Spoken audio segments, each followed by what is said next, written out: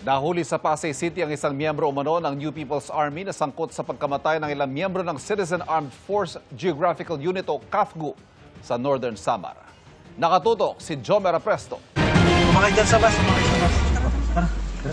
Hinuli ng mga tauhan ng Southern Police District Special Operations Unit ang lalaking ito sa isang terminal ng bus sa Pasay City pasado alas 7 kagabi. Ito lang kami warrant to Paris ha.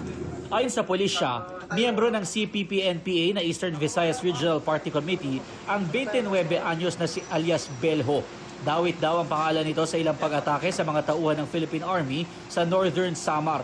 Kabilang ang pag-ambush sa mga sundalo noong June 9, 2018 sa Las Navas, Northern Samar.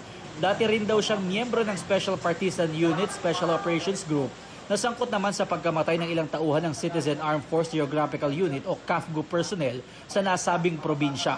Ito po ay sangkot po sa mga operations po laban sa tropa ng gobyerno sa Northern Samar, kabilang po yung pag-ambush sa Philippine Army noong Hunyo 9, 2018. Tama ma'am, no? Top 8 most wanted yata siya sa Northern Samar.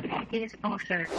Halos 5 taon ding nagtago si alias Belho na nahaharap sa kasong attempted murder sa Northern Samar noon pang 2021.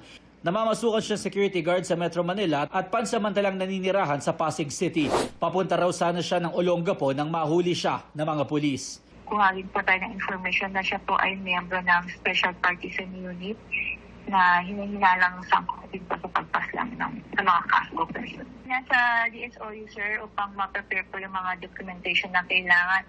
Wala pang pahayag ang akusado. Mananatili siya sa kustodiya ng SPD-DSOU habang hinihintay ang commitment order ng korte.